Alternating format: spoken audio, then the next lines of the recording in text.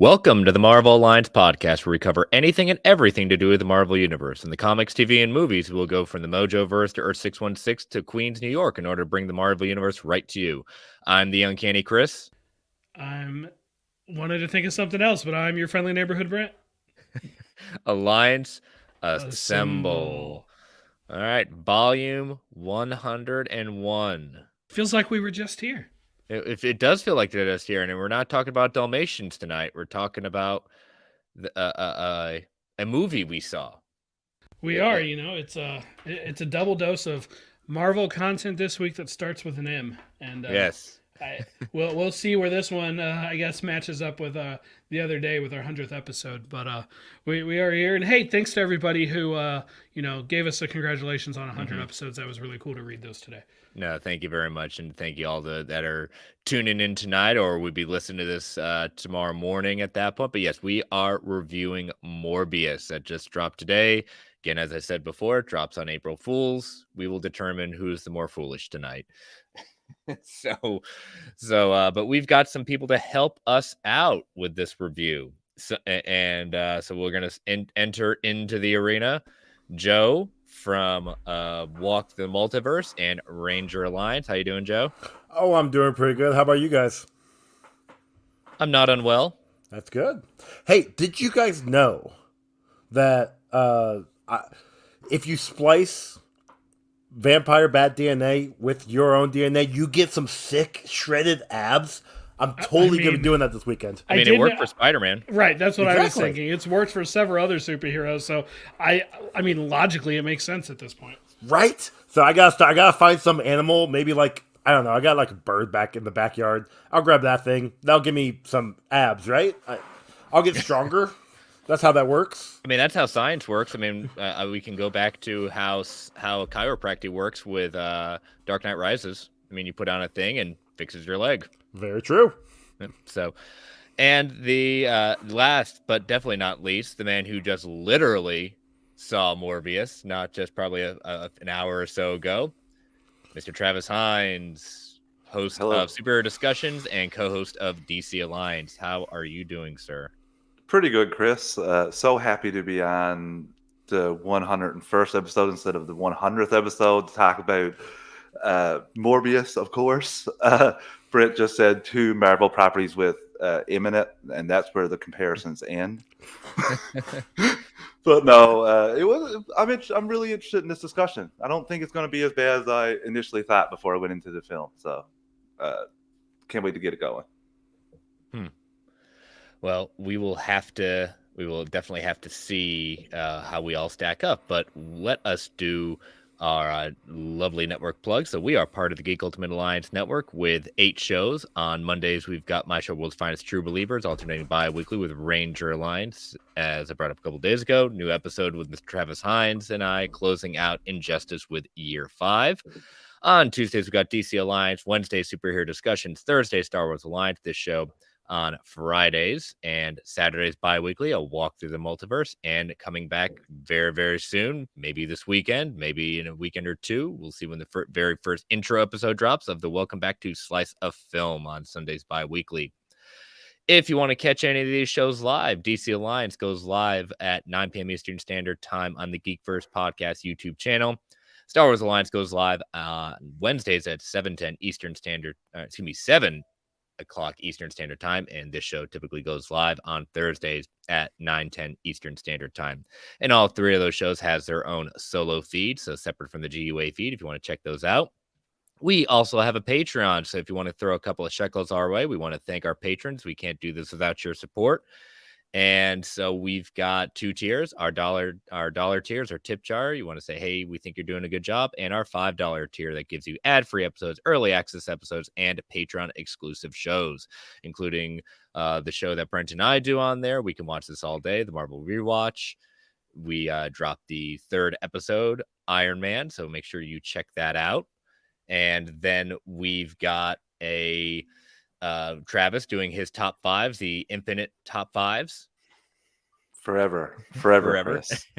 My top 5 one day. top five one day. And Joe, I know you're doing the Multiverse Minutes, focusing on the rewatch of The Boys, correct? Correct. I kind of missed today because this week was hectic for me, so I'll be putting it out tomorrow on Patreon when this comes out. So. So we will definitely check those out. And if you can't join us on Patreon, totally understand. But if you want to rate and review the Marvel Alliance solo feed or the GUA feed on Apple Podcasts, Spotify, or whatever podcast your choice may be, we greatly appreciate it. And as always, got to thank our official sponsor, OrganicPriceBooks.com, for all your omnibus, hardcover, collected edition needs. Use that code MarvelGUA at checkout for $2 off every single order. Immaculate customer service, great secure shipping to international and U.S. Addresses. We want to thank them for being a sponsor of Marvel Alliance. All right. So as we said, Morbius. We're going to start off with some non-spoiler thoughts. So I am going to toss it to the one who saw it the most recently. That would be Mr. Hines. What are your non-spoiler thoughts about this? I'm a little conflicted, if I'm being honest with you. Some of the things still confuse me about what I watched, specifically controlling animals. We will need to get into a discussion about that. I thought the action was pretty good, and the real thing for me is I enjoyed the backstory of Morbius probably the most of the entire movie. So take with that for what you will. That's about as unspoilery as I can get here. All right, Joe, why don't you take it? Same. The action scenes were kind of good. It was nice. You could tell who was who. I think they definitely saw their issue with Venom and heck, I don't remember whatever the villain was in the first one. They saw that problem. They kind of fixed that. What was it? Right. Thank you. Look, I haven't seen Venom in a while. Give me a break. I get it. But other than that, like, the story was fine. I kind of understand. Like, you saw what was coming a mile away, which, whatever. I wasn't going into this expecting, like, to be, mind blown or anything. But well, my mind was blown. Well, okay, just not in the good way. How about that? But no, all in all, like, it was enjoyable. I enjoyed it. We'll get into the deeper thoughts here in a minute, but I enjoyed it. What were your thoughts, Brent? Here's the thing. This movie is fine. It's just fine. It's not great. It's not the best movie ever, but it's also not the worst comic book movie ever. Don't get me wrong. I'm loving all the memes about Jared Leto being in the worst DC movie and the worst Marvel movie ever. One of those might be true. That's debatable, but this Marvel one definitely is not the worst. Elektra still exists, guys. Elektra still exists. No, Fan Four Stick, Howard Ang the Lee's Duck Hulk, still. Howard the Captain bar. America from '79. Like, Also, look, Catwoman, please. Like, Sure, let's not throw Suicide Squad down that. No, that far. sucks. It's not. But Come the on. bar Catwoman's is so fine. much lower than this movie. I'm like, and you know what? Like, for me, I'm like, it is kind of cool just to see a new character in live action we've never seen before, right? And if you really think about who the character is, like the basics, they kind of got it right? Like, they kind of got it. Like, they did the character. Again, it's not exactly the best movie. It's not one that I'm going to go see 5 more times in the theaters. I maybe we'll see it one more time in theaters. Maybe. Odds are that I'll end up just waiting and watching it again at home sometime. But I'll watch it again at some point. Do I have some complaints about the movie? Yeah, you bet I do. Some parts of it were confusing. I thought some of the action, I did have a hard time a couple times making out which person was which. But overall, I was pleasantly surprised, and I was almost disappointed by that because I was kind of hoping for it's so bad it's actually good when I'm looking at 17% on Rotten Tomatoes. But no, the critic score, it's better than the critic score is. But I mean, it should still probably be considered rotten. It's just not 7. It's better than 17%.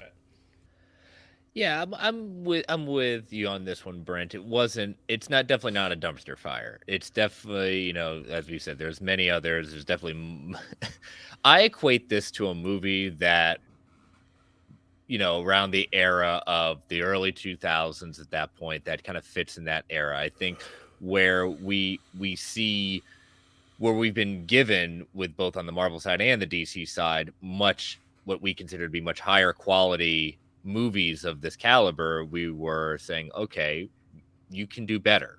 And so you're right, this movie is fine.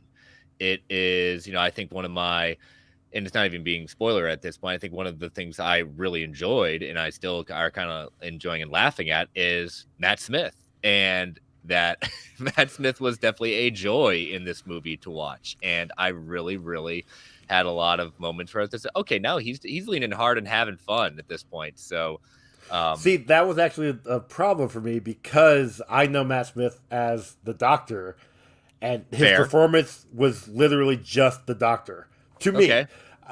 which is a good thing.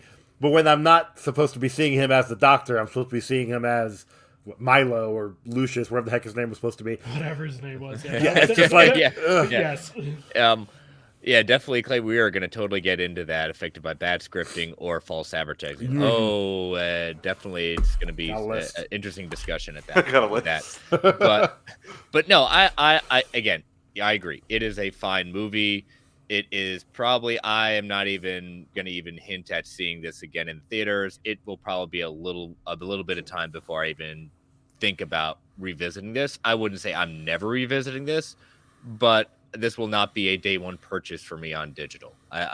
This will be a little bit of a wait at that point. But again, an okay movie.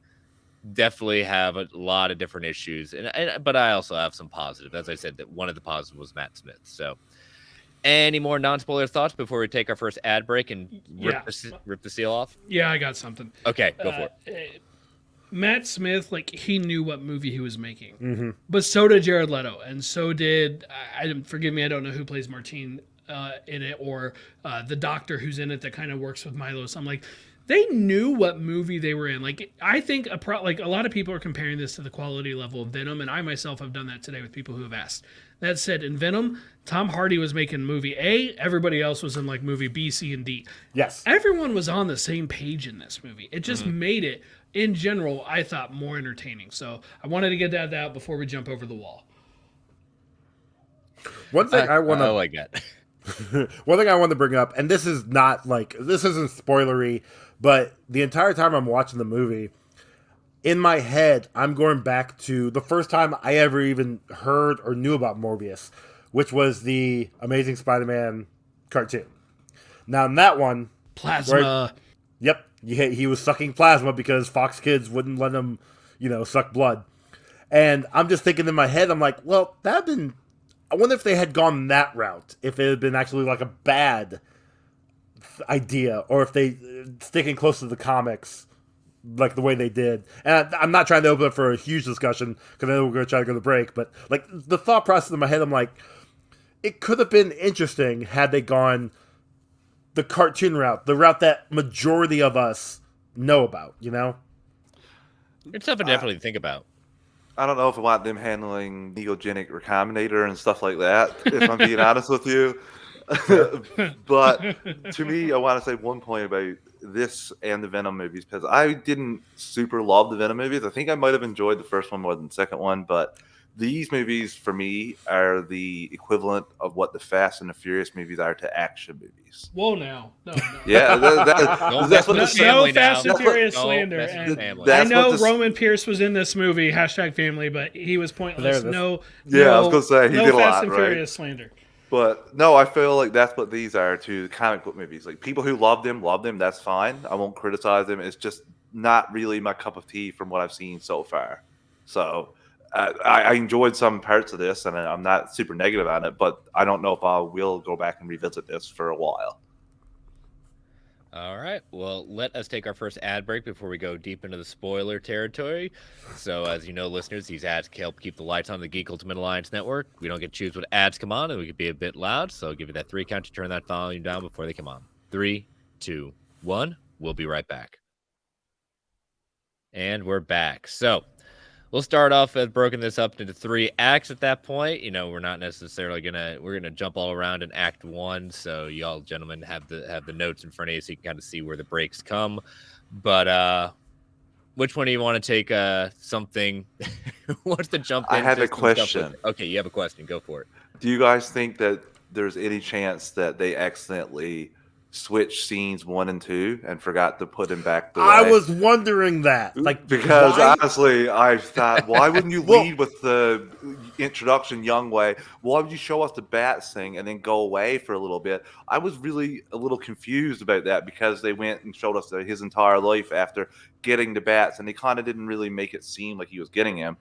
And then they flash forward to Martine finding out about it, and that's how I realized he had the bats. It wasn't What a confused good me? plan. It was a little confusing. What confused me is they do the bat scene, they jump back 25 years, they show the past, and then they're in New York and they're accepting the award. My thinking is it's like 20 years or it's like 15 years. Like, it doesn't give a time. It doesn't say present day. Yeah. But it's like automatically, oh, hey, we're back to normal. Not like, wait, what the hell's So going? the bat scene happens, and then it says 25 years earlier. Yes. And then, Yeah, but it doesn't then say So it, then I it had- jumps back right. to New York. But and I doesn't had say that same present day. confusion. And I did not know that this goes into some of the editing of the movie where I think it is a problem. I did not know we were back in the present until Martine finds the bats and he says, "Oh, I got those from Costa Rica," which is Yeah. where the movie opened up. So I have no problem that they opened up with the movie showing us something in the present, jumping back to the past, and then working back to the present. Incredibly common. A billion movies do that every year. But it was confusing because there was nothing to me that like definitively gave it back. I would have thought, 25 years ago, and then another one like 10 years ago, whatever, like maybe show him through the ages.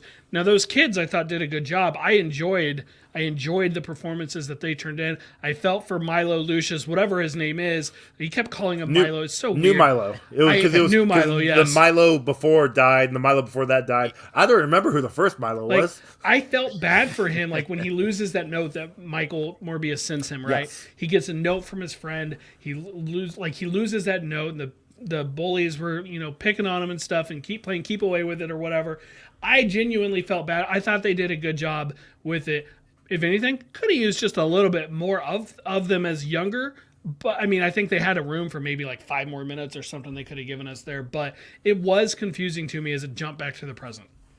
Yeah, I agree. The seeing them in their youth, establishing that friendship at that point, it seems, as I'll kind of say later on in the show, that Milo, Lucin, again, I like the idea, the little nickname they give each other. I just don't know why we're still sticking with the name Milo. That's the whole thing. It's like, at one point I was like, oh, wasn't his name something different at that point? But you could almost very much telegraph exactly how this was going to go down, in the sense of, okay, he's got some rage in him, but I also can't blame him for what the bullies were doing to him at that point. But it was almost like, okay, I can kind of see where this is going with Lucien at that point. But I was wondering when she walks in and sees the bats at that point, it's like, okay, you had a helicopter. How did you transport all those bats? In that case, Yep, Was great it- question. Great question. Yeah, I mean, again, these are like the movie questions we're not supposed to ask and just accept. But I was like, I'm still asking that question: how did you get all those bats? Joe, on your trailer notes, wasn't there a trailer where that helicopter got destroyed and the people? I thought they lit a trailer with that. no. The trailer Okay. gets swarmed by bats, which we saw in the movie. I felt like it was a bit more. Maybe I'm just misremembering or hoping that it was different. No, it's definitely odd because the trap he sets up and the amount of bats he has definitely do not correlate. But Movie comic whatever. magic. Yeah, comic logic, as I like to say. Now, with everything at this point, with a lot of the comic book movies, but this one gets to an interesting degree, very much Spider-Man-like. The plan that he has to cure himself, extract their transgenetic vampirism from their body, turn that and use it to turn it into a vampire, effectively curing his disease. I mean, sure, that's a leap. That's a heck of a leap at that point. But I did like about his character when he eventually refuses the Nobel Prize is what he developed. And the reason he refuses it is because it didn't cure his disease, even though it has saved millions of lives, including Tyrese's character. Mm-hmm. I like that. That was a very So why does he go? Why go to the ceremony just to turn it down? Because he's a jerk. That's what. Okay, fair enough. That I mean, Martine says it Who? best. It's Jared he- Leto or Morbius? Both. Morbius in this one, since we're talking. I can't necessarily fully comment on certain. I'm sorry, other I had things. to. No, you did. You did. I don't feel qualified to qualify the real life person, but again, he's very pompous. He wants to make a statement and just wants to show. That's basically what he says to Martine. But you're right. It's just like, come on, man. Yeah. I wish we really got the scene of him actually rejecting it versus just Martine telling us, the audience, in the lab and with the newspaper that she did that. It's like, I get it. Exposition, all that good stuff, but, just kind of maybe... A lot of good Easter eggs on that paper, too. I didn't get a chance to see it all. Black cat, rhino, chameleons escaped. Oh. I missed those. Mm-hmm. Well, now I gotta go watch the movie again. Thanks, Chris. No, I just saved you. I just told you. You're good. You can probably find a screen capture online. I just saved you some money. I mean, to be honest, it cost me 50 cents because of the Regal Movie Pass, so That's true. Yeah. I'm not hurting if I have to go pay 50 cents for it. Plus, I still got the Batman bucket, so I get that refilled for free. Can I also ask a question? Because this kind of gets to a little bit of what Clay was asking in the chat with the scripting. He's like, we know when we get introduced to Lucian/Milo that he's obviously rich.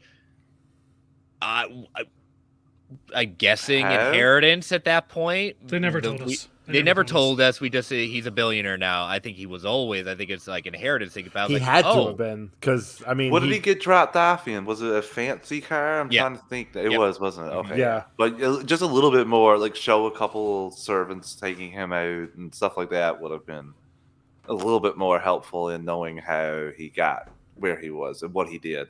I still don't know. Did he ever mention what he worked at? No. I think not that I ever heard anyway. I don't think he worked. Yeah, I think it's in like my guess is he's a day trader. Okay, that'd be my kind of guess. But I like your headcanon, Chris. Well, but especially as a kid, he had to get his blood transfusion 3 times a day. Yep. So you're not going to be having a job as an adult getting blood transfusion 3 times a day or more.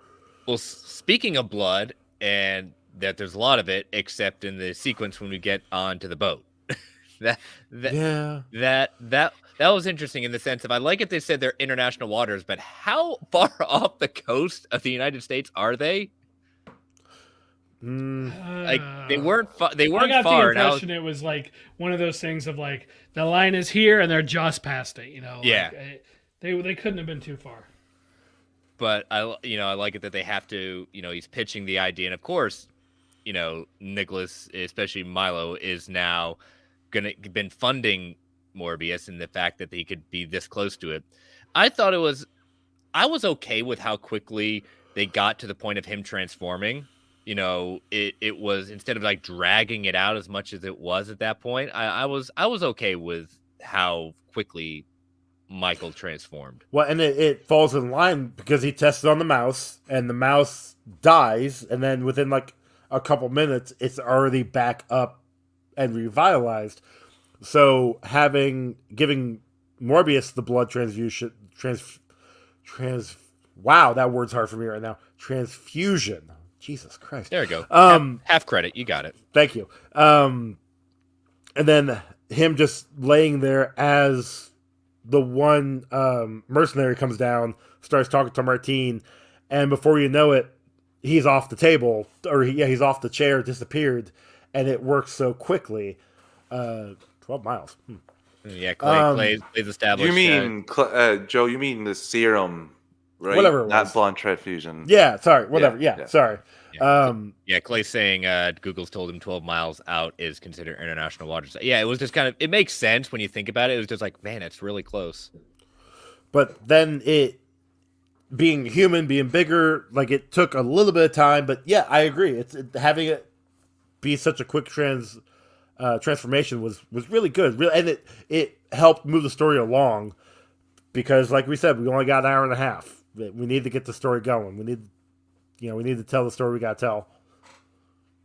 What did you all feel? He transforms and you got basically the massacre of the mercenaries at that point. I mean, you definitely get the viciousness of it, I struggled to find any kind of blood that was going on. It was very much like quick takes, and it didn't, in my opinion, it didn't need to be gratuitous. I was just expecting a little more Well, There was violence being there seen. was a he blood on the drank it hand. all. I mean, he drank it all.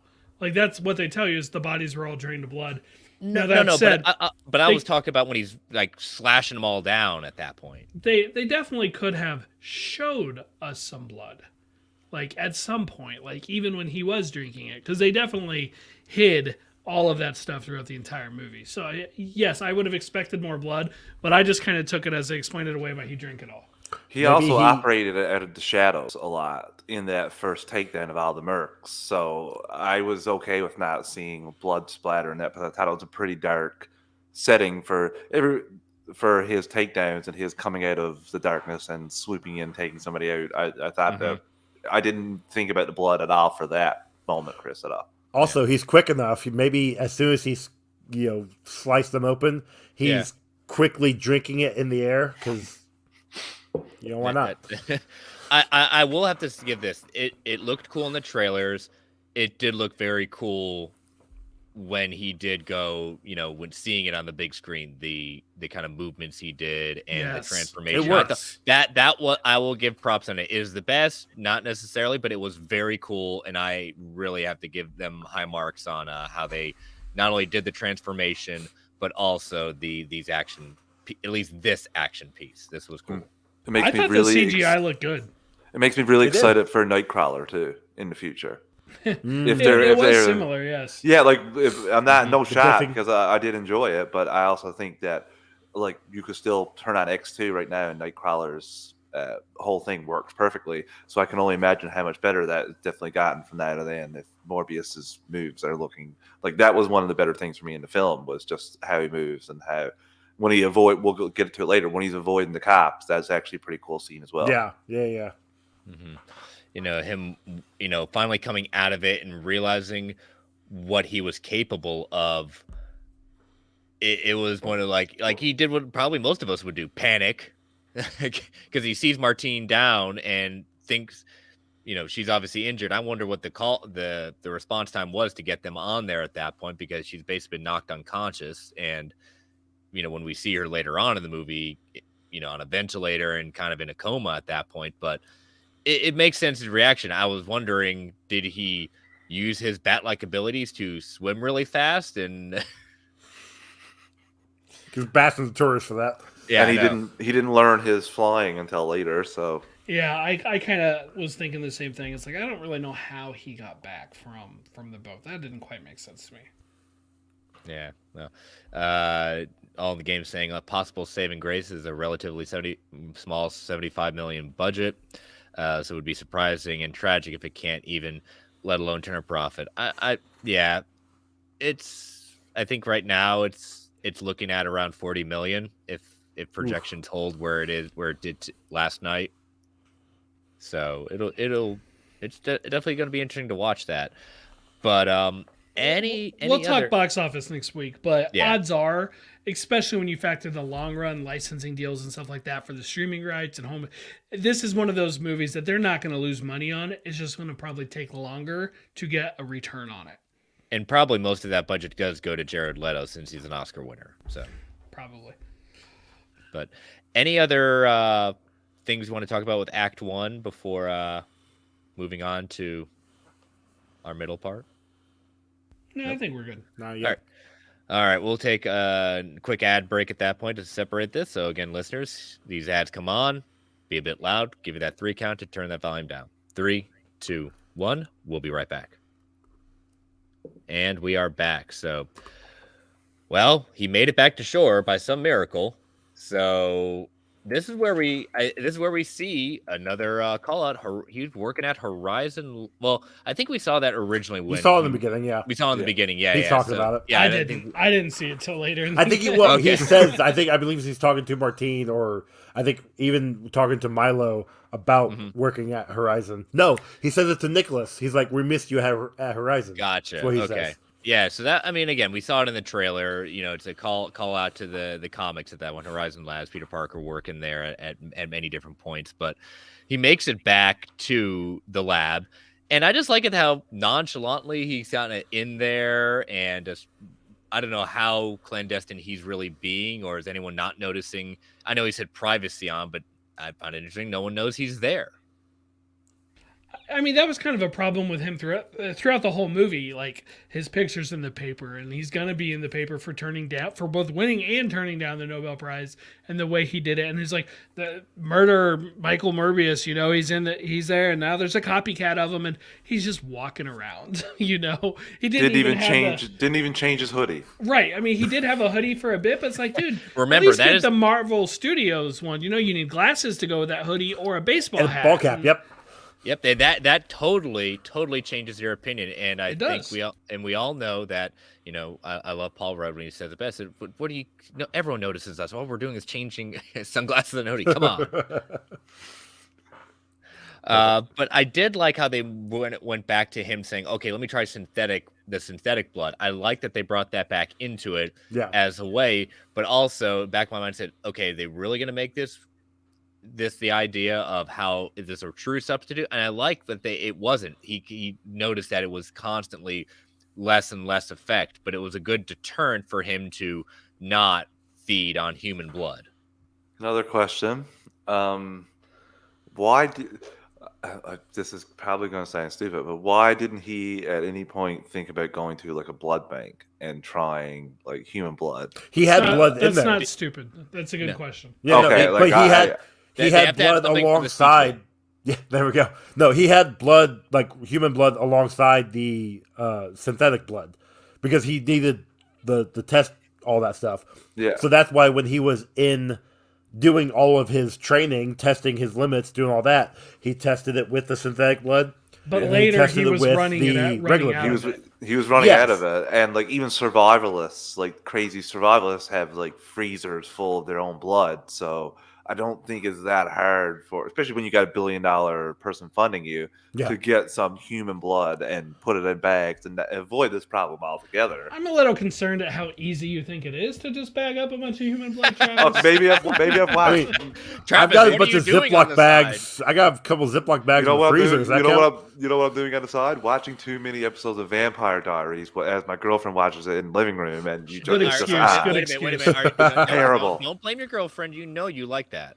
No, God, no. Angsty vampires, get out of here. What did you all think? We saw some of the abilities on the ship. When he starts kind of his, I'll call it the Tony Stark saying, "Let's see how far we can push our abilities at that moment." What did you all think of especially the echolocation? What did that y'all was think cool. of that? I actually really liked how that was displayed, and the way that the ears kind of started to look like bat ears, like the vibrations of it all. Like, I thought that was really good. I thought that was really done well. And like I said earlier, I like that he was training himself. Now, I really wish he would have maybe missed the ball the first time when he's throwing it around. That's perfect. Yeah, but it's just a perfect little thing. He got it. Like, okay, I get it, but show your fallibility, like show that you aren't perfect from the get-go. Show that you're actually testing yourself. You're actually trying. That's written into Jared Leto's contract. I can believe it. With some of these contracts these guys have nowadays, I believe it. But maybe we'll hold the murder against him, Joe. The murder of those 8 people. Maybe we'll hold that against him. They were bad guys, and they deserved it. That was him learning. That's his practice of failing. But no, I thought it was good. I really liked it. I gotta agree with you there too, Joe. I definitely just enjoyed it. I thought it was one of the better things that they showed in the film. I mean, you got to give him credit. I'm going to say it. They showed his radar more than we see it in the Daredevil show. 100%. 100%. And I love that show. Yeah. And it's the same basic idea for their power. I mean, it's 99% overlap there. But we never saw it in the show. One time in season 1, and they showed it in this movie several times. I liked it. And I like in the sense of, and I wouldn't, when we see Daredevil, his proper don the suit again in the MCU, this works. The portrayal of it here works because of who Morbius is and who he has taken, things like that kind of big. It doesn't need to be that grandiose when we have it in Daredevil, but I fully agree with you, Brent. This is kind of like, okay, we can do this. We may need to tone it down a bit and not do the movie, what the movie did with Daredevil, but I do like that we didn't shy away from it in this. I have to say it too. Spider-Man the animated series did Daredevil's vision better than Daredevil showed it as well, in my opinion. Not gonna argue. Yeah. Yeah, let's talk about some of our supporting, but I'll just say this in general. I think where the movie really, really, really fails is the supporting characters, because I'm sorry, I don't, outside of Matt Smith, just because he made me laugh so many times and he doubled down on his part, I did not care much about any of these individuals at all, especially Simon Stroud and Al Rodriguez, who they did nothing. I did not so even bad for realize. Tyrese. I didn't even realize he had a prosthetic arm until towards the end of the movie, when I could actually see it. I was like, "What?" Wait, See, and I knew. So in the trailer, and I missed it. I know we're going to talk. Yeah. We're going to talk about trailers here a bit, but in Yeah. the trailer, there's a scene where he's got like a band. I don't even think it's a prosthetic arm. It's like a arm like brace. I thought, like, when we were reviewing that one, I said, okay, maybe Morbius bit him, and it's like kind of a suppressant at that point. I know he said when he meets Dr. Michael Morbius, he says, I want to thank you. Your synthetic blood saved my life. Yes. And that's okay. I just didn't equate it to until I saw the arm. I said, oh, he's got a prosthetic arm. That was kind of dropped, but just in general, pretty much majority of these supporting characters, and again, blaming the script, I did not care one bit about them. Totally agree. They were a waste of time. I'm sorry, Roman Pierce. He should not have been in this movie. Waste of time. Yeah, okay. You did the whole thing with the arm. Any character, anybody could have said that. I didn't see the arm either. I just heard people talk about it. I completely missed it and thought. I missed it. Like later, I'm like, wasn't there something about his arm? I missed it. Okay, and then I heard other people talking and confirmed it. But they're just there, and like every scene they come in, like they don't ever do anything. They have like one sort of little confrontation and then like nothing. Like they're just wasting time that could have gone to something else that was working better or could have been fleshed out better. They were in Venom, right? No. Okay, so why are they saying like the other guys like this is like San Francisco? Well, aren't they FBI? They're in the Venomverse. Are they? Okay. No, were but I they figured detectives they or were were- they FBI? I can't remember. FBI. I don't know. So there we go. So FBI, they have ties to knowing the knowledge of the I- stuff in San Francisco. Just the way you said it kind of made me think that they were there. I feel bad for Tyrese. I mean, honest with you, him campaigning hard for Green Lantern, and this is where he ends up. He did nothing. He did I'm nothing. still okay with him not being Green Lantern. Oh, I'm not saying. I'm He's- just saying. Like, Don't feel bad for Tyrese. He's a major player in a massively successful franchise. He's good. It's just not this one. Yeah. Again, I like Al Madrigal as a comedian. Him in this movie, I agree with what Travis said on Geekverse. These characters took me completely out of it anytime they're on screen, and they're Al putting in a little bit of comedy moments. Okay, yeah, you got to be that kind of person, but it didn't land at all. Yeah. Yeah, they really weren't needed. It's whatever. Yeah. I did enjoy, but it just came off so quick.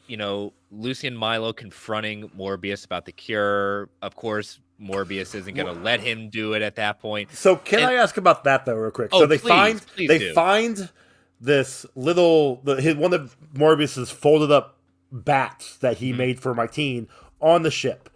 And then immediately they're like, oh, this is Michael Morbius. They're gung-ho for him constantly. I think there was, when Martine wakes up, they're questioning her. And they even bring up, what about Michael Morbius? It's like, why are you asking about him? Why is your focus immediately on him? There's something that was lost, something that wasn't in the movie that I would have don't to get. say. Well, I would have to say it may not be as overt, but they do have the recording of the SOS. Yes, Yeah. but they don't know who it was. Yeah, they could compare it with, because they even say so. Like there was only one survivor, Martine. Everybody else was dead, but there was a male voice that called in the SOS. Well, and they never tell us this, but they probably relatively easily could have looked at Horizon's employment records and find out, well, she's assigned to work with him. So it could be that's who was there. but that's what you should go with. Like, why? Sure, they should tell us. Exactly. That's a line or two. That's something that's just so easy that. But that's why I didn't get. They were so gung ho on Morbius. So like when he's trying to leave, after the one nurse gets killed, which those lights are like the worst lights ever in a hospital. Oh, I'm gonna walk, and as soon as I'm out of this one light, it goes out until the other one comes on. It's like they're trying to be a horror movie with the worst possible effects.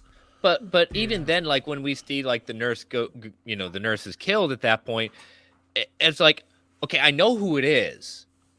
When did this happen?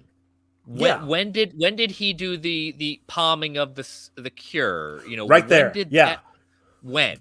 Because they never when he.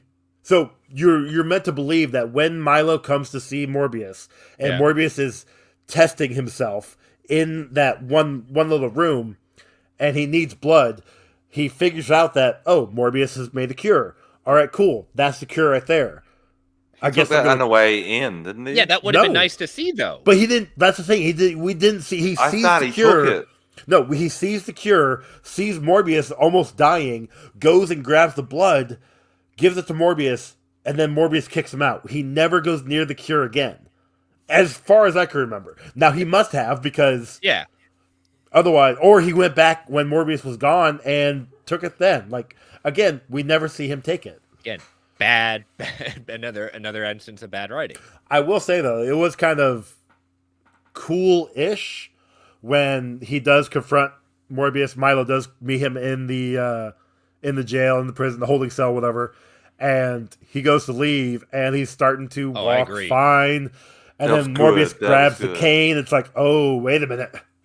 So that, I mean, pieces come together, obviously, but That was a cool moment at that point, but that was like, okay, I must have missed something when he took Same. it. It was, again, it's just one of these things that's saying I'm supposed to be watching this and kind of enjoying it, but then I'm starting to question, it's like, okay, something's missing here, and I applaud the editor on actually finding a movie in this, because God knows what was on the cutting room floor. I don't know if you. I want a 3-hour movie.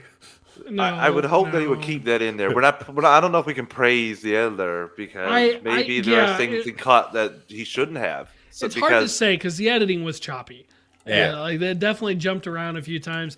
It felt like the transitions between scenes were just lacking, and there were several times when I was like, "That was a jarring switch. That was a jarring switch," and like more often than not, especially in the first half of the movie, I thought. Well, even then, like as we go through this movie, and you're saying the choppiness at that point. I mean, this seems like, and I know the director's come out and said the movie that's out is the movie I wanted to put out at that point. It from what and again, trailers are made by one group and made by the studio, and this movie was made something different. That's proven. It is. It's like this movie just seemed to be also just very like, I'm not sure if someone also didn't have influence on this movie. You can say what you want, but it just doesn't feel a lot of different things like they wanted to force into this movie, and it just didn't work. I can't say any more than that, because Yeah, it's that's pretty spot on. I didn't mean to do the needle drop right there. That's what that You're was, right, though. Chris. Yeah, we can't argue with you. Yeah, but I did find it interesting, okay, we're going to go for the blood, and he busts out and starts going after us. Like, okay, at least we're not going to keep him in prison forever. That was kind of cool, him busting out of jail, Yeah, busting out of yeah. the thing, like breaking the glass. Like, and it wasn't like I said earlier, he had to give a little bit of effort. It took him a couple tries to bust out and then go flying off, and obviously finding Milo and confronting him. Mm-hmm.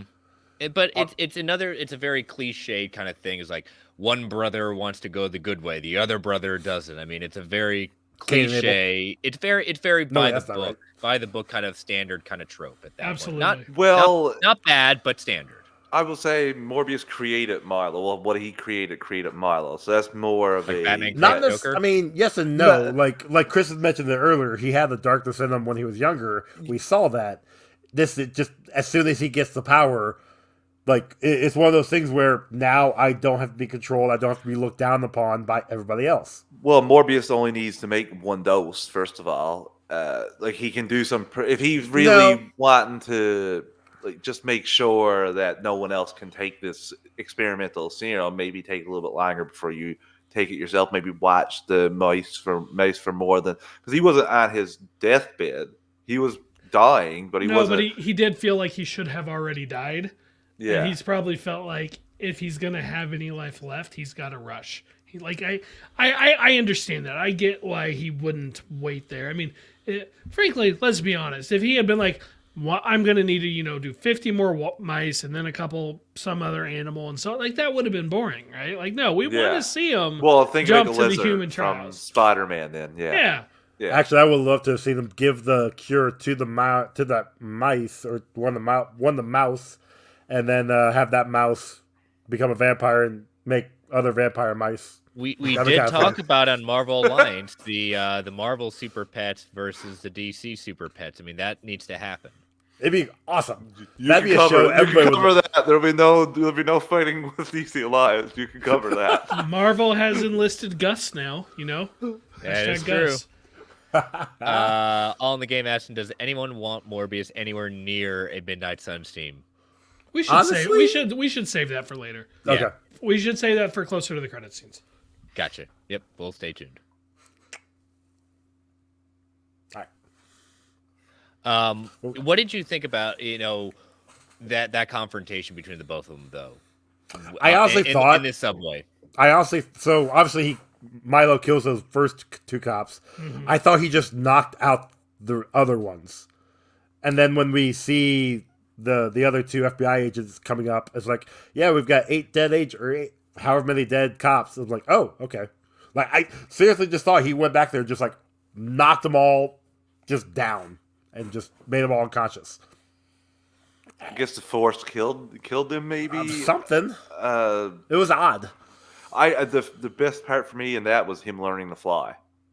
That was cool. That was very cool. The train. That was the best part of that confrontation. I couldn't quite tell if it was true flight or if it was more of like a hover thing, or like a gliding type thing. There was I took it more as gliding. I took it more as gliding. Yeah, because he was like feeling the vibrations. He had his hand out. You saw it going across, and as soon he heard the train coming, and he's like, all right, I got this. I gotta get away. Can't hurt my brother. I also appreciate the progression of that too. Like it took a little while for him to get to that level of actually being able to fly. And it wasn't like it was because he was jumping. Like he escaped the prison and was just leaping from the building to building. He wasn't flying per se, but yeah, like this was him actually flying, which was nice. Yeah, because I think he kind of like. You go from the kind of where he was on the boat dealing, kind of like bouncing a little bit around and say, okay, let's try to take this to the next level and see what you can do. I mean, again, he's still learning what his capabilities are. Yep. There is no Whistler. There is no person trying to help him understand his abilities. Which is what I liked because we saw him already learning earlier. Mm-hmm. So he's open to the lessons even in a moment where he's having a confrontation. He's like, I can feel something different. I can feel the change. He just jumps into it. He's teaching himself on the spot. Yeah. I got to say one other thing. I would really like another conversation between him and Nicholas here somewhere, just to reinforce what we're going to see later. That meant nothing to me. That meant nothing to me. Yes, about that because I know you're about to bring up, so I'll let you have it. I was going to say because I don't want to say too much in the trailer, but there is a moment in the trailer where Morbius and Nicholas are talking on like a park bench.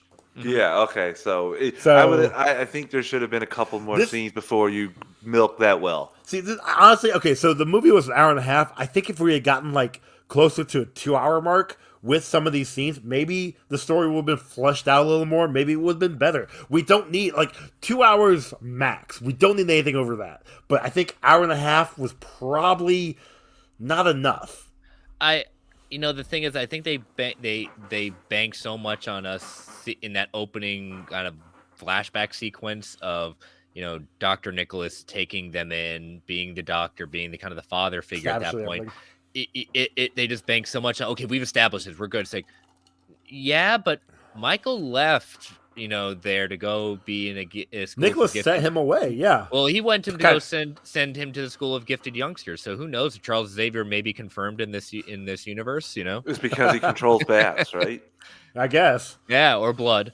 No, So I don't have any The bat- correlation see, that's with the the thing. actual getting the serum and controlling bats because No, he controls the bats because the bats see him as a brother. So that he does say that. He does say that. So he's controlling them in the aspect of But why? family. Family. Hashtag family. Why do they consider him a brother? Because he's got their blood in him? I don't know. Also, the other guy does as well.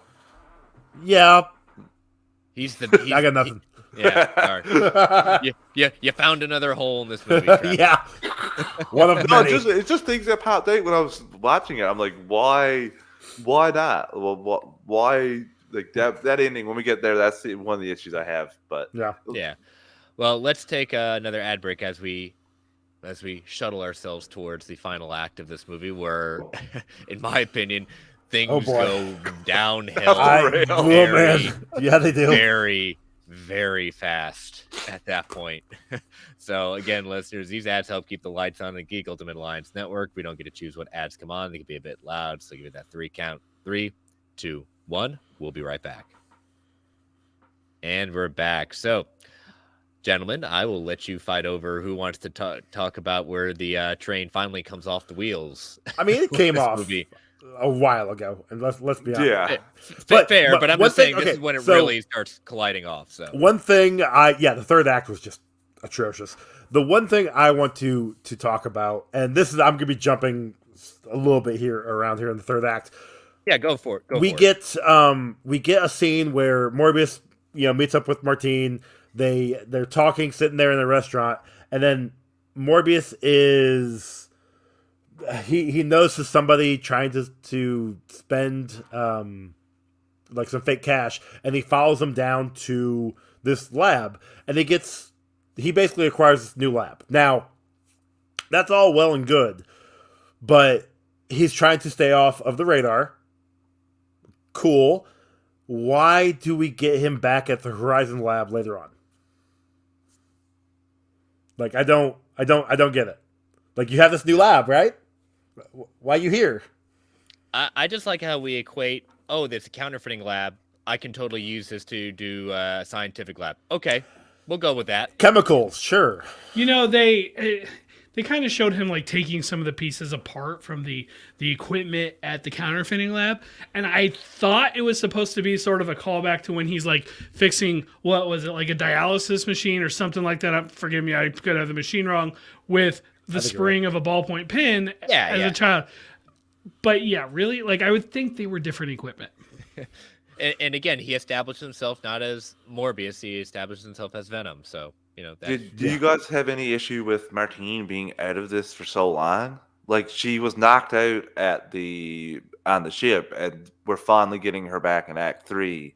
And I feel like for being the most important female character in this movie, you're taken out for a third of it and not even doing anything or adding anything really to. And I actually think she's one of the more enjoyable characters in the film, minus Matt Smith, of course, obviously. For what's been given to her, I mean, Yeah. it's no fault of her.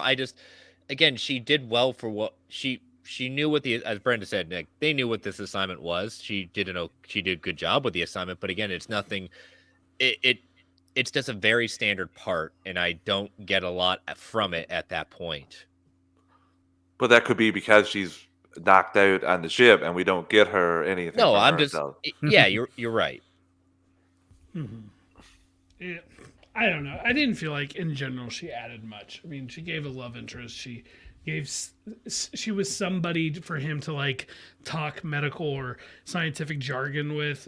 She accomplished those, and there was the whole, she may or may not be a vampire now, but she's definitely a live situation also. But again, it's like if you weren't Morbius or Milo, Lucius, whatever his name is, you kind of were close to pointless in this entire movie.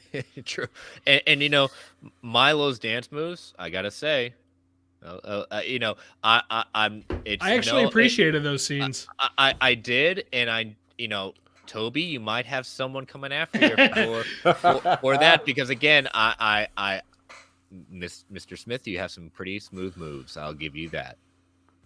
Good times. Good times. I was kind of surprised we didn't get anything like that from Morbius, because think about it. Like, both of these men have not been able-bodied their entire life. He's never been able to dance that way. He's never been able to do push-ups that way, to admire himself. Nothing like that from Morbius. Like, it felt like a very real, authentic reaction to his situation. I have an answer to that, because when they're kids, he's saying, like, if you had 1 hour normal, what would you do? And Morbius doesn't even seem to care about the conversation at all. Well, he said he didn't think about it as like I took that as like a defense mechanism, because it's the hope that kills you, right? Like, he didn't want to even dream about it. No, it turns out he just never thought about it. Yeah, I guess not. But I can also maybe say that he was more. He's got such a scientific brain. He wants the cure to work. This cure isn't working the way he intended, so his mind is going back to making the cure work. Whereas Milo is just like, no, I won't be normal. I won't be better. Like, he's gonna go have a night out in town, So, and it was just interesting, that Milo going after again, another group of like kind of bad dudes, just because he's talking at that point. I did like, it doesn't get Morbius off the hook necessarily when they figure out, oh, that's not Morbius. I mean, Morbius is still guilty of the murder of the mercenaries at that point. No one's beaten an eye, but it's just like, okay, that doesn't get him off the hook. It just gets him off the hook for this one. Technically, he was guilty for the murder of the nurse, according to the FBI agents. They let him off the hook for the mercenaries. He's also an anti-hero, so it's okay. And what about that poor girl from the beginning of the movie? Well, right? She's still in her coma, presumably. Yeah, at one point I was like, forever. What happened? and I didn't also realize that Morbius's blood ingesting turns other people into, I mean, it's vampire blood, right? Yeah. After what we saw in Venom, Let There Be Carnage, with that little bit of symbiote turning with that guy's eyes glowing, that's not that far-fetched for me in this universe. Sure. It tracks. I agree. I just said, like, that's... for sure. That. It was convenient. One little droplet of blood lands on her lips. Okay. Yeah. Okay. Yeah. And again, Nicholas dying... That's cool. It affects Morbius that way. I just never got that from them. Well, yeah, because Nicholas was really his friend. You know how we know that? Trailers, not the movie. and Milo saying you loved him more than me, That's true. more than I did. That reminds me. I totally forgot to say this earlier. When we're at that in the past, and the doctor is going to send him off, he's like, "There's a school in New York for gifted or special people or whatever."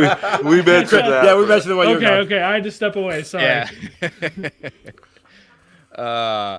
What did you all think about that final fight? I thought this was where I was like, I can't tell who's fighting who. This fight was not done well. Only the slow-mo parts were when I could tell who was like every other thing. Besides in this movie that, slow-mo. it was a puff of smoke going back and forth, and I was honestly, it was kind of a little bit like watching Dragon Ball Z fights. I like the earlier fights better. I agree. Like this one, I had a harder time telling who was who in it, where it was. Like, I do like the effect. Like my wife, she hated the effect of like the smoky look behind him and the way it would like change colors with whatever is wearing. Like she hated that. I kind of like that effect. So it was cool to see like the two of them swirling around with each other doing it. But it was hard to tell. And for me, it did get a little bit like Venom and Riot and Venom 1 of like, I don't know. It's two people with identical powers fighting each other in a way that I cannot tell the difference. Outside of the purple, which thankfully that was tied to Morbius, but again, that was still very tough. Yeah. It's one of those scenes where you guys are right. Without the slow-mo, we would have no idea what's going on. And the colors, because I don't remember, did Milo have gray and black? Was he, I don't know. Clay is. I knew you were in the chat, Clay. I just couldn't help it. Don't Hines take that back. Don't Don't curse DBZ's name like that. You know, Travis, that was actually a pretty good comparison from what very, very little I've seen of Dragon Ball. But I'm not a fan of anime in general. Like that's just not my thing. So don't get too pissy with that, Clay. You know, like I said, the ending fight is forgettable. It is. It's not that forgettable. We had bats. Yeah, Because that's this the is point I Batman. want to talk about because Okay, go for it. Yeah, that's the biggest issue. When I was watching this in the that's theater, the biggest issue. no, yes, that is the biggest issue for me. I don't know if the five other people. Okay, we'll see how those mid-credit scenes go. I don't know if the five other people. At least he tried to explain that, Chris. Kind of like it's No Way Home's fault. At least he tried. But Okay, I have words. Hold for on. this, but I'm We'll not- get to that point. how does he control the bats? Honestly, just because He's- they're his brother and the other guy has the exact same powers as him. So you show me no reason. But the why. other ones didn't bond with him.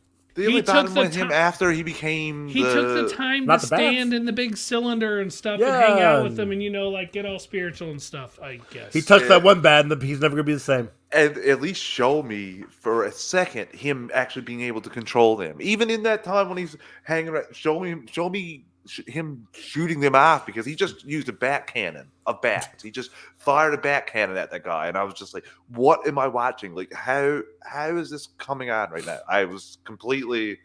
It ruined the whole thing for me. Just seeing that. I'm not gonna lie. I'm just saying. Honestly, I think Titans PTSD. That was. I can Titans tell. PTSD. We can tell. This is so much better than Titans. Oh my gosh. It's not I also- Just that scene. I think him in the tube, like reaching out, like with the bats whirring around him, he was reaching out, and they do kind of like start walking on his arm, like they are coming to him as he's reaching for them. Yeah. So Travis, we you're gonna have do- to clarify this. I just said that at least the post-credit scenes tried to say they're happening because of this. I didn't say anything about No Way Home. Just we see the blue light. We'll talk about it later. But you know, at least they're trying to say this is because of this. I don't know why the bats are doing what they're doing. I'm sorry. I just don't. No, nobody does. Outside of Morbius that, they bonded with him at that point. But you know, apparently you bond with all bats when you bond with a group from Costa Rica. I mean, I do, but No, you know, I went to Costa Rica, but I didn't bond with any bats. So sorry, guys. you did it wrong. You did it wrong. I must have. You know. You'll get a call from that school in New York soon, Britt. If that's the case. That's fine. I'll take it. But yeah, so it ends with Morbius flying out of there, becoming one with the bat, and then Martina awakes, being a vampire herself, seeking blood, and there the movie ends. Yeah, it's when she drank that little bit of his blood, initially I actually thought that was her own. And I thought, wow, she's like doing this as she dies just a little seductively, and it's like her own blood. Like the whole thing was just creepy. But okay, later I'm like, oh, okay, it wasn't actually her blood. That makes a lot more sense. Also, how hard does she have to bite his lip to make him draw blood? Like, we've all had significant others, been married, we've all been playful. I've never had my lip bitten that hard to draw blood. I'll He's just put it also that way. super powered. Remember? I feel like Exactly. I've learned So- something about you today, Joe. Just- we're getting deep on this. And I was trying to keep it family friendly, okay? I'm learning So- about you. feels I'm learning like- about Travis and the blood bags. This has been very enlightening. But no, like she's dying. She knows she's dying. So her thought is, "Oh, I'm gonna get his blood to turn to a vampire to come back." But Except then for she even said, says, "Don't let this be in vain." Like exactly. Like, take she my knew blood, she which gonna was die. great. I actually thought that was cool on her part. That's cool that he was willing to do it because I thought it was going to be like, no, I can't do it or whatever. And no, he's like, all right, I'll take it. You're not using it. I'll take it and get the power up. But yeah, so like, what's the point? Like the minute I saw her bite the lip, I'm like, oh, come on. Many times. What's the point? Is he cool with drinking human blood now? Is that like? Well, is again, that he all it knew took? Like, this. is He knew fully he had to go embracing stop his- Milo because Milo just killed Nicholas, just killed Martine. He's like, he is out of control. I have to take care of this. This is my problem.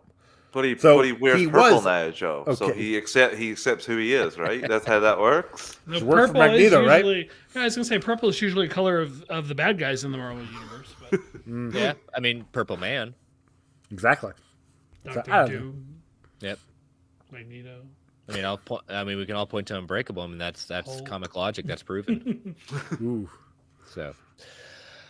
So, you want to get into these mid credit scenes? Ugh. Yes. So, Sure, why not? So I'm gonna say this first. Do Hashtag it. Chris told you. Yep. You did. Yep. I said it. Michael Keaton was not going to be in this movie until the very end, and this is an utter mess. Both of them. God, And, just like, so. godforsaken slap in the face of my theory behind these mid-credit scenes is that, remember, this movie was supposed to come out in 2020. I think, Brent, you said July 2020. July 2020 original release date. Yeah. So filming was done 2019. All right. So they had one idea of how this was going to go, which we will talk about trailers in a little bit. This credit scene changed. This was not the credit scene. Yes, very much so. Because And- remember, Michael Keaton even said, "I'm going back to do more Vulture reshoots." Like Yep. not that long ago on a talk show or Yeah. something. Yeah, it was on. I think it was Jimmy Kimmel. But yeah, so they changed, and either one of two things happened: is that No Way Home changed release dates, which is a possibility, or Disney and Marvel got a hold of this movie and said, "Oh no, you are not saying you're going to be a part of our universe at this point, so you better fix this and fix this now." I'm gonna go the former rather than the latter because even trying to say that they were part of this universe makes no sense whatsoever. Oh, You but know they what were does- trying to force this that fix issue. is not fixed. You Yeah, know what they're makes forcing sense that to me? issue. You know what makes sense to me now? Tom Holland saying, "I'll walk away from Spider-Man." Because Yeah. if Sony has control, like Andrew Garfield, I really want to see another amazing run. If these guys run, just don't. I think Andrew Garfield's Spider-Man fits in with these characters. Yes, that's what I'm You thinking. look does. at the Amazing Spider-Man His- movies, his Electro, the Lizard, even Rhino, like they fit in with Venom and with Morbius. They His do. character does, but the story will not be good unless like have full creative control. Make sure you put your foot down if you're going to come back, because this is. I don't understand what they're doing. Like, Well, I mean, the first one we got, Adrian Toomes suddenly finds himself transported in the same cell that Morbius was in at one point, or one of the cells, and you see Strange's spell, and apparently, remember Strange's spell? It was transporting people who knew who Peter Parker was, Well, Spider-Man. he just says something to do with Spider-Man. He doesn't clarify why he thinks that. No, but I'm talking about like the spell itself. The spell is they get the spell wrong. They do, but like I don't think Adrian Toomes knew anything about the spell. No, he doesn't know anything about it. I'm just saying like Okay. where it was put in at that point. All right, good. So, it how does this match with the end of No Way Home? We didn't see anyone else from the MCU move to the Venomverse. It really doesn't, especially because like you see, like at the end of No Way Home, there's that glimpse of like all the silhouetted villains and Spider-Man villains and stuff. Like you kind of saw that too, like part of it. And I'm wondering if something from Doctor Strange is not that I think they're gonna like tie into Morbius, but like are other people gonna like get punted to different universes, and it'll be more of a multiverse of madness thing than this. I do think originally that Amy Pascal was trying, especially think back when she said Venom was part of the MCU for the first Venom press tour. I do think she was trying to originally have it be on the MCU Sacred Timeline, 616 universe, whatever you want to call it, the main Earth. I think that was her goal originally. And I feel like with yeah, I Spider-Man agree No with Way that. Home, they totally is like, we are willing to say we're tied to your multiverse, but you are not in our universe, so get out. Ouch. Well, yeah, and so the news talks about him. Is person named Adrian Toomes showing up? They have no criminal record of him, so he's going to be released. And then we go to mid credit scene number 2. Morbius is driving to a location. Adrian Toomes shows up in a upgraded Vulture gear, Which looked cool. Which does look cool because the mask actually is more beak-like than Mhm. it was in Homecoming. Some definitely upgraded stuff, and saying that he knows this has to do something with Spider-Man. He has seemingly forgotten who Spider-Man is, so I didn't realize that Doctor Strange. Why do you think that? I mean, I obviously Doctor Strange's spell did that, but I don't think he gave us any. It's the way he said it. It was just. It seemed very unsure.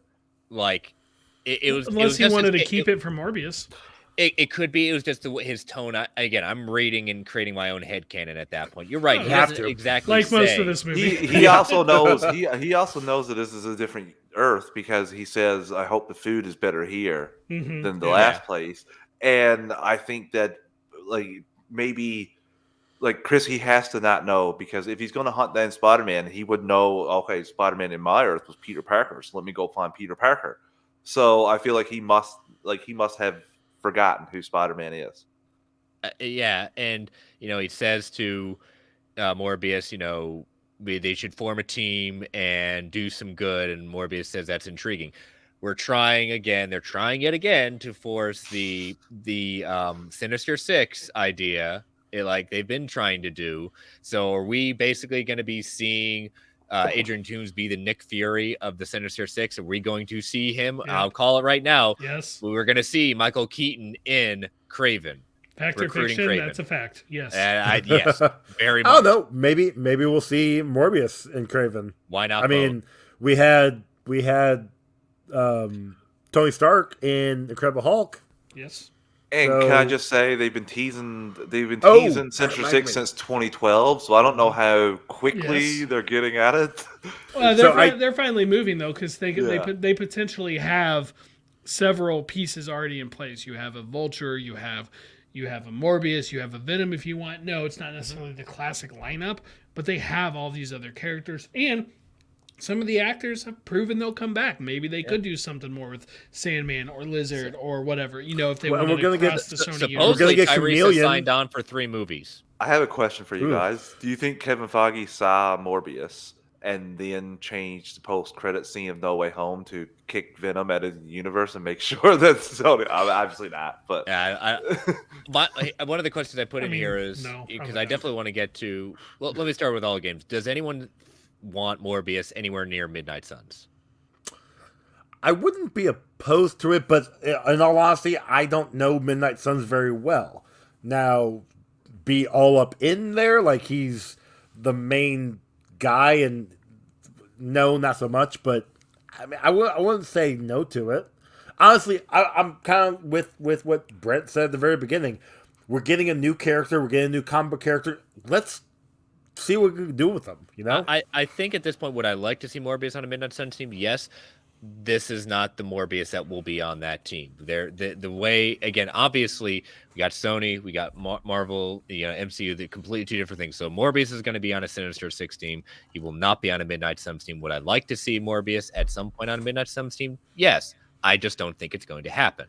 if this is the only way we can get him, yeah. But like you, I don't think it's going to happen that way. Like either they'll find a different deal, or eventually the rights will go back, and maybe one day we'll see it. What do I always say? It's like the spirit of the character. Did they get the spirit of the character Yes. right? In my opinion, they got the spirit of who Morbius is right. Yes, it's a problematic movie. Yes, even Jared Leto can be problematic himself. But just looking at what's on the screen, yeah, that's Morbius, right? Like that's recognizable to me as a comic book fan. That's Morbius. So you give me the choice. Hey, would you like him to be included in an ensemble cast of the Midnight Suns? Sure, go for it. Now, do I see Feige and the Marvel Studios Parliament saying we're willing to let that be one of the movie deals? Like that's one of the Spider-Man character appearances? No way are they trading Morbius for Spider-Man, right? Like they're not going to say, we'll bring in Morbius and that can just count as your last appearance from somebody from your universe on this deal. Like no, there's no way. It would be. I think it'd be its own separate deal, but. Like the problems I have with the movie are not Jared Leto's Morbius. Kind of like the problems I have with Venom are not necessarily Tom Hardy himself. It was just stuff around him. You put this version of the character into a movie with better everything, better producers, better directors, better writers, better script. I think it'd be fine. Like, I really don't have a problem with that. So, do I want him to be in Midnight Suns? Sure, I'll take it. I would not be offended at all by his inclusion in something with Spider-Man or the larger Marvel universe. Yeah, I mean, again, I thought Jared Leto was okay. You're right. The spirit of the character was captured. That was great. Now, does this kind of idea that we've got, Adrian Toomes coming from the MCU into the Venomverse, does this open the door to back to way kind of No Way Home did? Are we going to get villains crossing back over into? Are we going to get this version of Sinister Six crossing over into the sacred timeline of the MCU? Well, so we kind of already got the Sinister Six, though. Sort of. Yeah. Okay, cool. You know what? We got Sinister 5 in the Ultimate line. They still call it Sinister 6. Well, Okay. the sixth member of that was Peter. Yes. Well, there we go. I do not see necessarily the Sinister Six attacking Tom Holland's Spider-Man.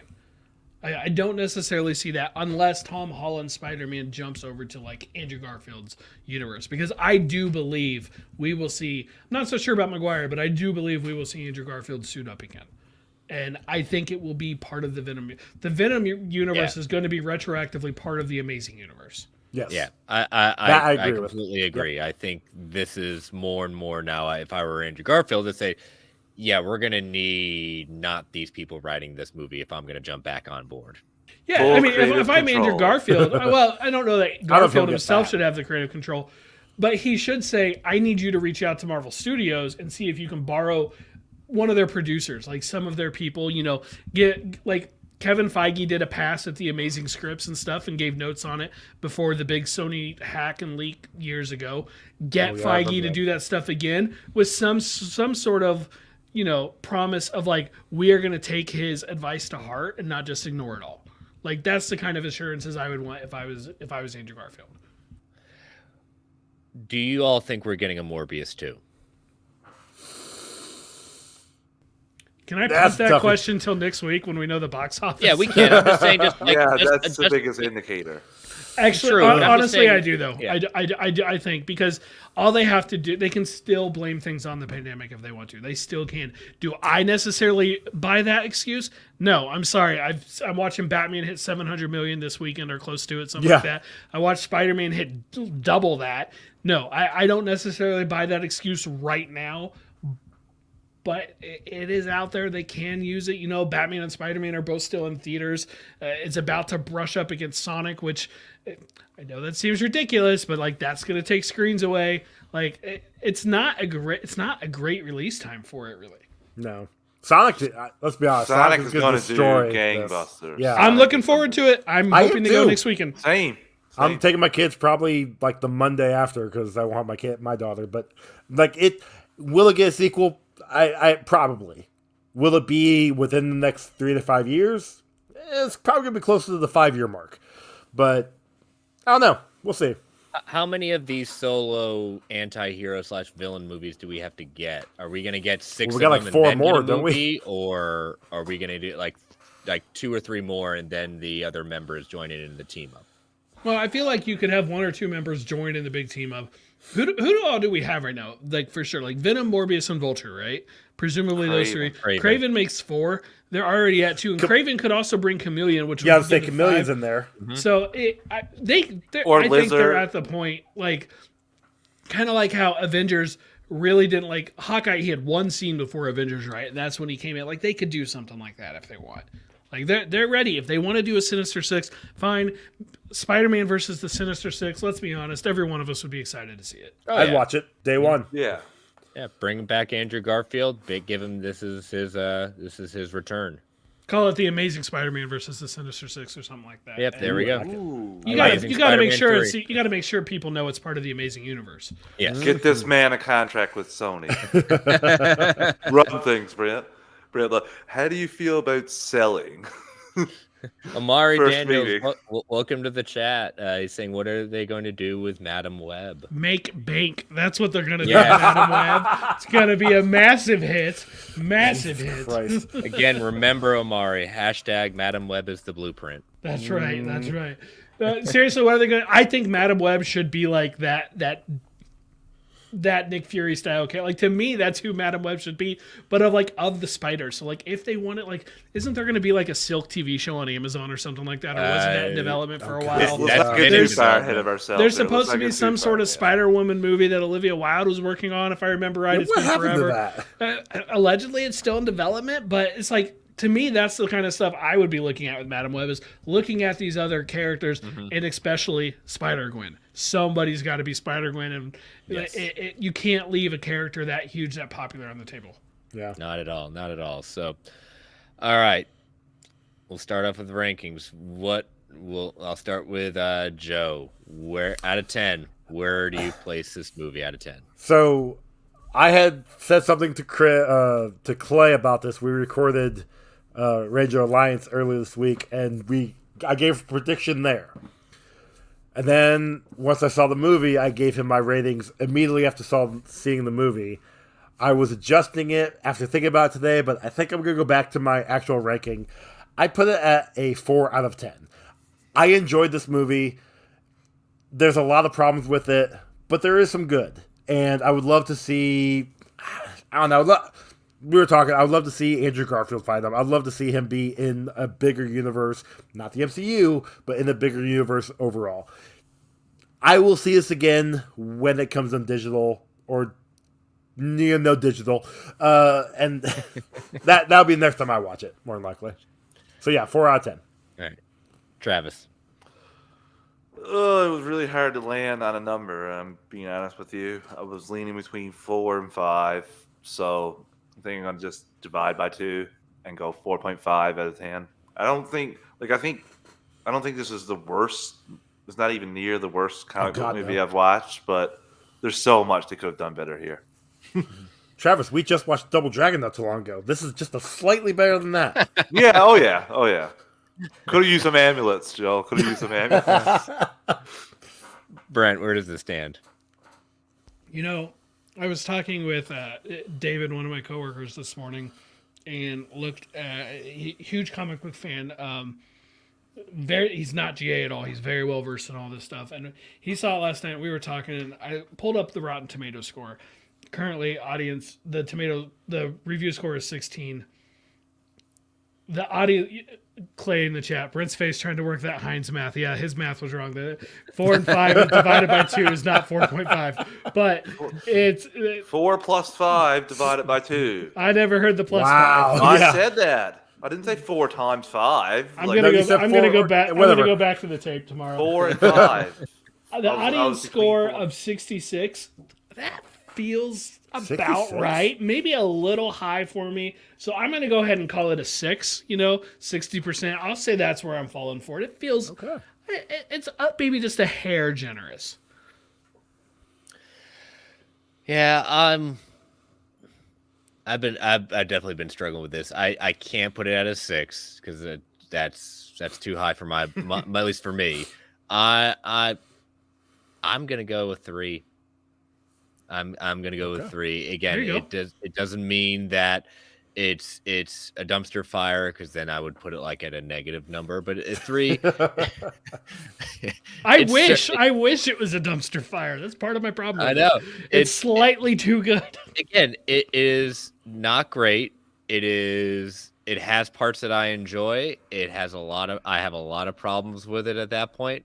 I don't regret going to see it, but I will not be going to go see it anytime soon. And when it comes out on digital, that's cool. I'll probably still be a little bit. I will not. I'll wait till streaming. When it's streaming somewhere.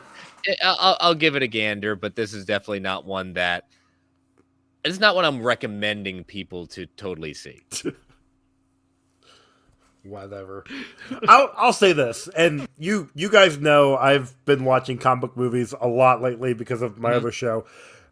This is by far nowhere near the worst movie out there. I agree. It's like, even on my own rankings, I've got a matter of like 10 to 15 below this. So this is a good movie. No, this is a fine movie. Sorry, not a good movie. This is a fine movie. I would see this over Blade Trinity.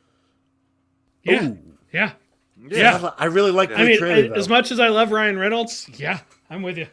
Oof. Blade Trinity is not a good movie. No, it is not. I didn't say it was a good movie. I just like it. Yeah. Well, I mean, that's fair. I mean, Yeah. that's totally fair. Like, but I mean, Um, I know plenty of people who like bad movies, so I get you there. Yeah. So where would you put this in your Sony Universe of Spider-Man character movie rankings? Ooh, didn't think about that one. So Okay. where are we including? We're including. I have in mine. I have all the Spider-Man movies in both Yeah. rooms. Okay. Yeah, because they are all technically They do control Okay. Spider-Man. Bottom of the list. I Okay. thought we were just doing the 3 Sony Universe movies since they made this name of Sony Universe of Same Marvel thing, characters. probably. It's probably still in the same order. At the bottom. It's definitely Venom, Venom 2, and then Morbius for Yeah. me, and then Spider-Man's all 4 of them above, because I'm including Into the Multiverse or into the Spider-Verse. It's the bottom of the list out of all of the Sony stuff so far. We've got more coming. I have to think about it for a second because I don't think I liked anything besides the end credit scene in Venom 2. Well, that is all you wanted to talk about. I heard. That's all I wanted. That's true. Notice how that's not the same thing for this. credit I scene. don't want to talk about that end credit scene. What is going So on bad. here? Actually, yeah, I probably would go Venom, Morbius, Venom 2. Brent? My bottom 3 are currently Venom 2, Morbius, Venom, with Venom 1 being at the bottom of my Sony Marvel movies. That said, I think the line between Venom 2 and Morbius is not massive. So I've seen Venom 2 twice. I've only seen Morbius once. I have AMC A-List. It's not going to cost me anything but a couple hours of my time. True. If I can find the time, I will go see it again. Otherwise, I'll wait until I see it at home. I think right now that's where I have it, but there's room for it to pass Venom 2. Yeah, this is I include any of the Spider-Man movies that have been made. So there's 12 movies on this one. It is number 11. My last is still holding true with Venom. Let There Be Carnage. So, but all right. Well, we saw a movie. Again, it is not as we keep on saying, it's not as bad as it's definitely not as good. But yeah, so thank you all. All in the Game wants us to rank it compared to Elektra and the Daredevil movies. I mean, that's easy, right? Yeah, Daredevil, Morbius, Elektra. Yeah, exactly. Yeah, agreed. God, I haven't seen Electra in so long. You should keep it that way. I know. I can't though. I got a whole podcast talking about these movies, so it'll be a couple years. Just forget that one. Yeah. Enjoy gotta the watch blissful unawareness, Joe, until you get to that day. Yeah, We'll get there. it will. So, all right, Joe, tell people how they can follow you. You guys can find me on Twitter at _actually_. You can find my show, A Walk Through the Multiverse, which is part of this network, on Twitter at WalkTheVerse. And you can find my other show, Comic Book Rundown, on Twitter at Comic Rundown and on Instagram at Comic Book Rundown. Mr. Hines. Thank you guys for having me. You can find me on Twitter at Travis_156. I also host 2 shows on the network, Superhero Discussions and DC Alliance. We're shifting back to Young Justice for Superhero Discussions. Don't worry, though, Marvel listeners, we'll be covering the rest of Spectacular Spider-Man when we finish Young Justice season. Brent. Brentak Prime on Twitter, on TikTok. My DMs are open, so let me know what you guys think. And you can follow me on Twitter at Chris Balligan. You can follow my other show at World's Finest True Believers at Finest Believers. You can follow this show on Twitter at Marvel A Podcast. Again, we want to thank Organic Price Books for being our sponsor. Again, use that code MarvelGUA at checkout to get $2 off every single order. And you can email the show at marvelalliancepodcast@gmail.com. You can follow the Geek Ultimate Alliance Network on Twitter at GUA Pod Network. Feel free to tweet, email if you want to provide feedback, ask questions, fact or fictions. We'd love to hear your opinions on Morbius at that point. Continue to rate and review the Marvel Alliance solo feed, the GUA feed on Apple Podcasts, Spotify, whatever platform of choice may be. Thank you all for listening. If you hadn't seen Morbius and we either convinced you to go see it or not convinced you to see it, I hope you had a good time either watching and listening to this. Stay safe out there, everyone. And as Stan the Man would say, Excelsior, true believers.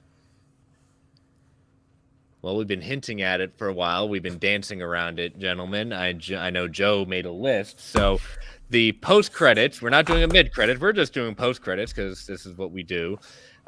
Trailers putting more misdirection than usual these days. And how do we feel about this?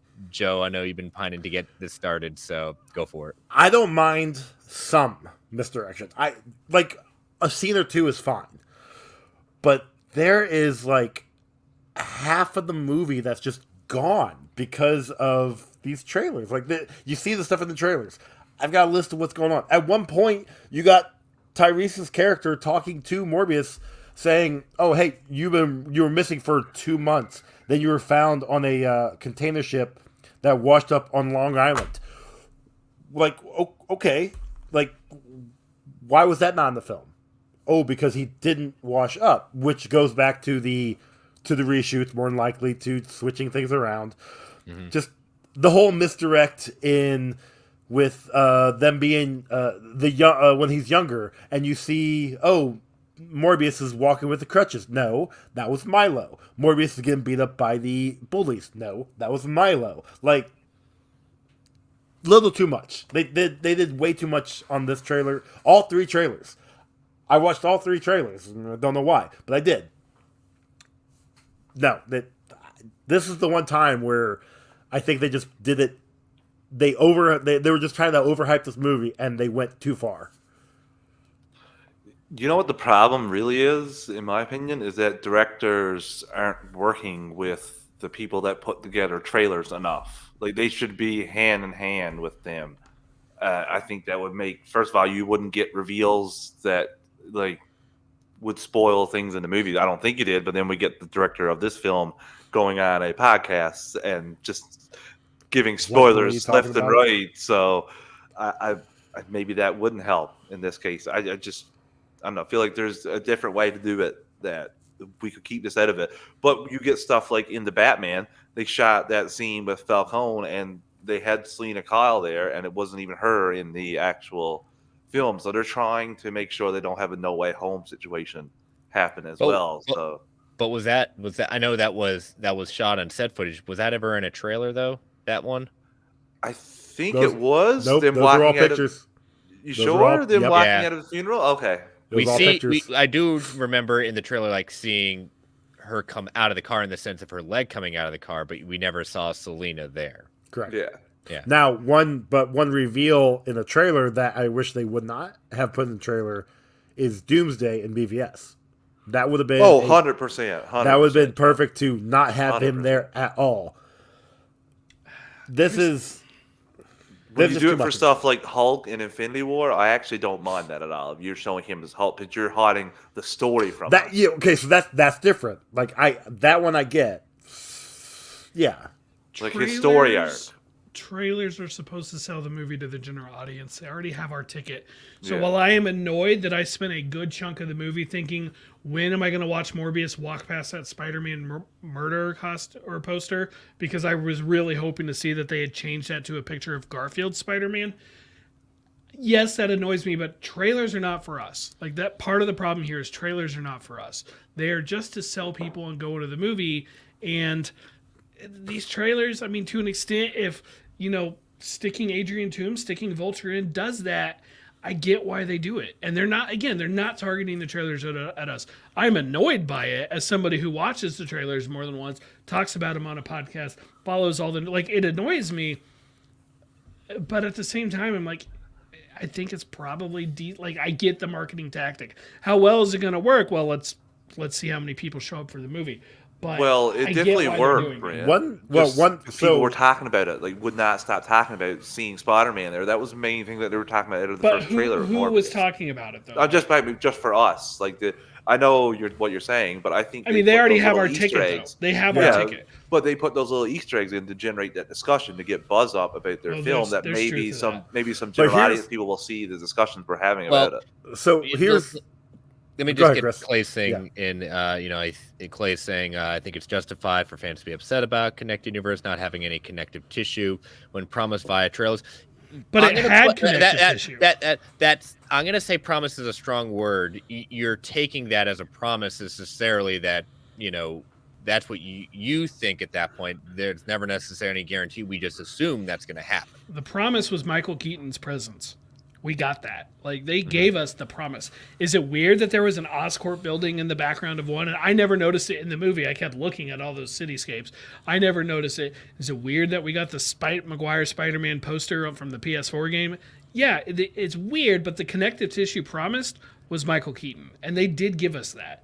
And Venom universe. That was Yeah, promised as the- well. We the got two- a couple the little two Venom tie-ins with shout-outs. that. Yeah. Well, yeah, both of which were in trailers. Yeah. I'm Venom. So was Michael Keaton. So, yeah, just a totally different scene, but yes, Michael Keaton was. Well, I would Joe, go ahead and I'll. well, okay. So about the Michael Keaton scene, that scene we got in the trailers where he's talking to Morbius, and Morbius is going upstairs as Keaton is going into a car, and Morbius is looking back. That picture of him looking back is what the newscast had during the movie. So it's one of those things where that scene technically happened earlier. Yes. Like basically after he he escaped. Which makes me go back to if this movie had been like 2 hours versus an hour and a half, maybe we would have gotten more connectivity with that. Looking at that poster, the director did comment on that and said that when he shot it, that poster was never in his cut. That was put in after the fact of the trailer. So, and he's gone on record that I didn't have any influence on the trailer. I made my movie. That's it. Whatever they did, that's on them. Not saying I didn't think about the idea, but again, that was not my decision. And that kind of goes to what Travis was saying about like the directors, not like they're not busy enough, but they should have a little bit more of a hand in the trailers that are cut. Yeah. Let them see the final trailer before you send it out, and they're like, "Hey, maybe you should you're putting Spider-Man stuff in here. Like, what? I can do that." I think, kind of giving my 2 cents on the whole thing, there's one thing that we always look at, and we comment a lot on our shows. You guys do too on your respective shows when you talk about trailers. We notice certain things of where scenes are placed, either out of place, dialogue doesn't seem to be like they're trying to make dialogue fit versus when it actually happens. I'm okay with that kind of stuff just because that's normal. Again, to your point with Infinity War, they're bringing something out to keep people from sniffing one way, and if people felt jilted by that, okay, I don't feel as jilted as that because that ended up not happening. What I think this movie, again, you're right, Brent. This movie was trying to be selling to a general audience and promising one thing. I just think that this one really overpromised a couple of things, and it felt like this is probably the worst offender of them. It does get some people in the seats initially, but it's going to be like, wait a minute, there's stuff missing if they paid it enough attention. Like, we paid too much attention to the trailer because we were going to really notice.